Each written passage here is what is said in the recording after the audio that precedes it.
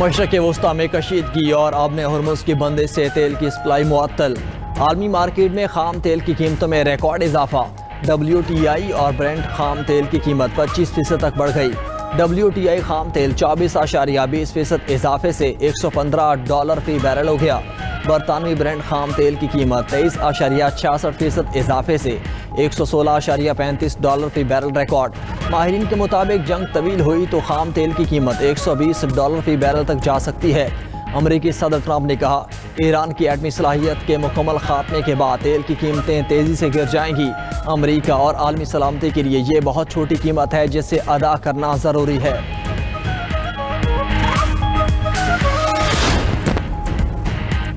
امریکہ، اسرائیل اور ایران جنگ عالمی معیشت پر بھاری۔ پاکستان سمیت دنیا بھر کی سٹاک مارکیٹس میں شدید مندی۔ پاکستان سٹاک مارکیٹ میں 13,000 سے زائد پوائنٹس کی کمی۔ ٹریڈنگ کے دوران 13 نفسیاتی حدیں گر گئیں۔ 100 انڈیکس میں 8% کمی۔ کاروبار 1 گھنٹہ بند رکھنے کے بعد دوبارہ آغاز پر مزید خسارہ۔ انڈیکس 1,44,528 پوائنٹس کی سطح پر آ گیا۔ ادھر ایشیائی سٹاک مارکیٹس میں بھی مندی کا رجحان۔ جاپانی سٹاک ایکسچینج میں 5% کمی کے ساتھ کاروبار کا آغاز۔ Korean composite stock price index میں بھی 5% سے زائد کمی۔ ہانگ کانگ اسٹاک مارکیٹ میں 2.64% کی گراوٹ۔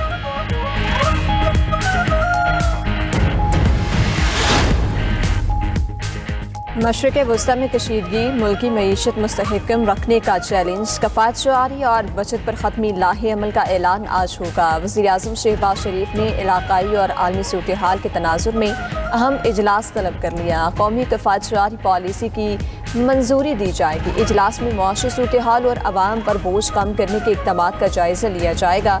اسکول، کالجز، کلاسز آن لائن اور دفاتر میں ورک فرام ہوم کی پالیسی زیر غور آئے گی۔ وزیر اعظم شہباز شریف نے کہا، معاشی استحکام کے لیے تمام ضروری فیصلے ہوں گے۔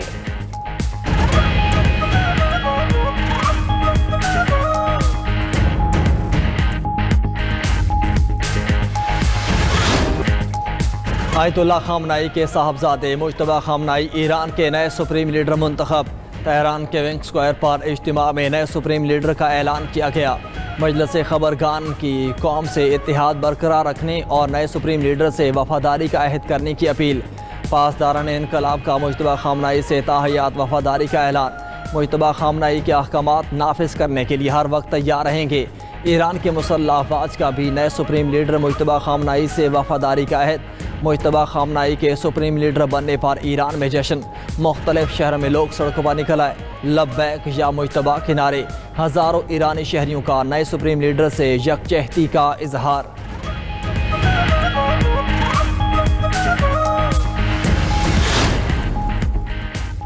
امریکی صدر ایران کے نئے سپریم لیڈر کے انتخاب سے ناخوش، کہا مجتبیٰ خامنائی کا انتخاب خطے کے لیے نئے خطرات کا پیش خیمہ ہو سکتا ہے۔ ایران میں قیادت کی تبدیلی کے باوجود واشنگٹن کا سخت گیر موقف پر قرار رہے گا۔ امریکہ کا ایران میں یورینیم پر قبضے کے لیے خصوصی فوج بھیجنے پر غور۔ ڈونلڈ ٹرمپ کہتے ہیں نہیں چاہتے چند سال بعد ایران کو دوبارہ ایٹمی ہتھیار بنانے کا موقع ملے۔ جنگ ختم کرنے کا فیصلہ اسرائیلی وزیر اعظم کی مشاورت سے ہوگا۔ تیل کے جہاز ہمت سے کام لیں اور آبنائے ہرمز کراس کریں، ڈرنے کی ضرورت نہیں۔ ایران کے تمام جہاز ڈبو دیے۔ ایران کے پاس صرف 20% میزائل لانچ پلیٹ فارم باقی بچے ہیں۔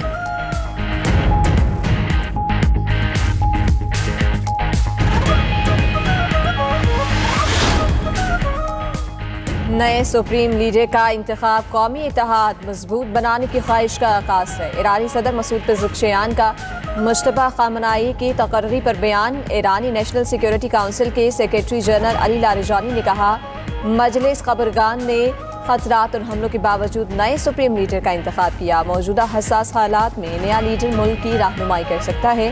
ایرانی عوام کو نئے سپریم لیڈر کی قیادت میں متحد رہنا چاہیے۔ ایران کا حملوں پر امریکی صدر سے معافی مانگنے کا مطالبہ۔ نئے سپریم لیڈر کے انتخاب میں غیر ملکی مداخلت مسترد۔ ایرانی وزیر خارجہ عباس اراغچی نے کہا، سپریم لیڈر کی تقرری ایران کا داخلی معاملہ ہے۔ امریکی اہداف پر حملے اپنے دفاع کا قانونی اقدام ہے۔ امریکی فوجی اڈے جہاں بھی ہوں گے نشانہ بنیں گے۔ اسپیکر ایرانی پارلیمنٹ محمد باقر طالباف نے مجتبیٰ خامنائی کی تقرری کا خیر مقدم کرتے ہوئے کہا، نئے رہنما کی پیروی سب کے لیے مذہبی اور قومی فریضہ ہے۔ ایران کبھی ہتھیار نہیں ڈالے گا۔ ایران کی نئے سپریم لیڈر کی قیادت میں اسرائیل پر میزائلوں کی بوچھاڑ، تل ابیب، حیفا اور یروشلم میں سائرن بج اٹھے۔ تل ابیب میں کئی عمارتیں تباہ، مختلف مقامات پر آگ بھڑک اٹھی۔ اسرائیل کی ایرانی حملوں میں 13 شہریوں کی ہلاکت کی تصدیق۔ اسرائیلی وزارت صحت کے مطابق ایران کے میزائل حملوں میں 2000 سے زائد اسرائیلی شہری زخمی ہو چکے۔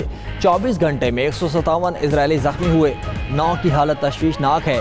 ایران کا ایک دن میں 4 امریکی میزائل شکن دفاعی ریڈار تباہ کرنے کا دعویٰ۔ ادھر لبنان میں حزب اللہ سے جھڑپوں میں 2 اسرائیلی فوجی جہنم واصل، 3 زخمی۔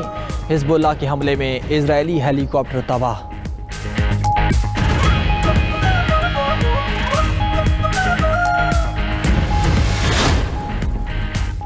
ایرانی حملوں سے امارات میں فجیرہ آئل انڈسٹری زون میں آگ بھڑک اٹھی۔ حکام کے مطابق آگ ڈرون کا ملبہ گرنے سے لگی۔ صورتحال کنٹرول میں ہے، انڈسٹری زون کی سرگرمیاں متاثر نہیں ہوئیں۔ ایرانی حملے میں امارات کی ٹگ بوٹ سمندر برد ہو گئی۔ عملے کے 3 افراد لاپتہ اور 1 زخمی ہوا۔ کویت کے سبیہ پاور اور واٹر پلانٹ میں آگ پر قابو پا لیا گیا۔ سعودی شہر خرج میں ڈرون حملے میں 2 افراد جاں بحق۔ بحرین کے جزیرہ 17 میں ایرانی ڈرون حملے میں 32 افراد زخمی۔ بغداد ایئرپورٹ کے قریب امریکی سفارتی علاقے پر راکٹ اور ڈرون حملہ۔ عراق کے شہر اربیل میں امریکی فوجی اڈے پر ڈرون حملے کو فضائی دفاعی نظام نے ناکارہ بنا دیا۔ کوئی جانی نقصان نہیں ہوا۔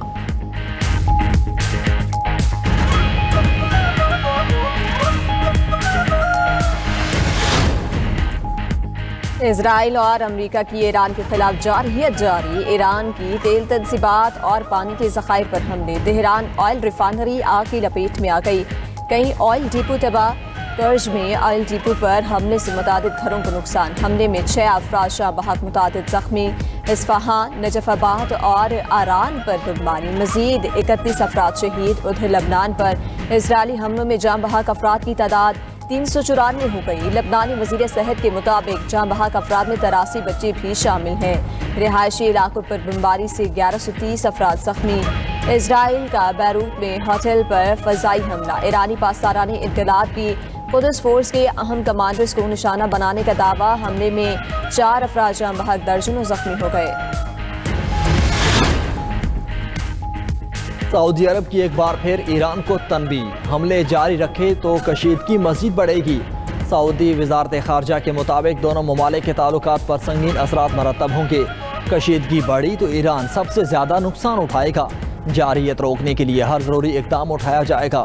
ادھر امریکی صدر ڈونلڈ ٹرمپ اور اماراتی ہم منصب شیخ محمد بن زائد میں ٹیلی فونک رابطہ۔ ایرانی حملوں اور خطے کی موجودہ صورتحال پر تبادلہ خیال۔ مستقبل میں باہمی روابط جاری رکھنے پر اتفاق۔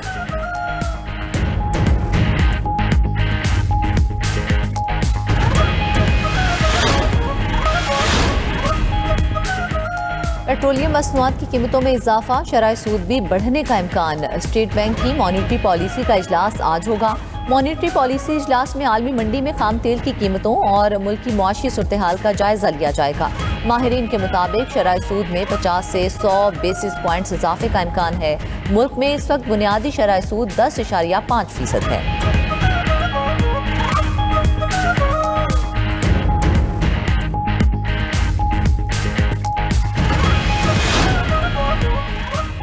وزیر اعلیٰ پنجاب مریم نواز کا چھوٹی صنعتوں کے فروغ کے لیے بڑا پلان۔ مختلف اضلاع کو مقامی پیداوار، مہارت اور ضروریات کے مطابق انڈسٹریل ہب بنانے کا فیصلہ۔ وزیر اعلیٰ مریم نواز نے پنجاب اکنامک ٹرانسفارمیشن کمیٹی تشکیل دے دی۔ مریم اورنگزیب اور سیکریٹری فائنانس کی سربراہی میں کمیٹی میں 11 ارکان شامل۔ Committee district level economic mapping کے ذریعے پوٹینشیل کی نشاندہی کرے گی۔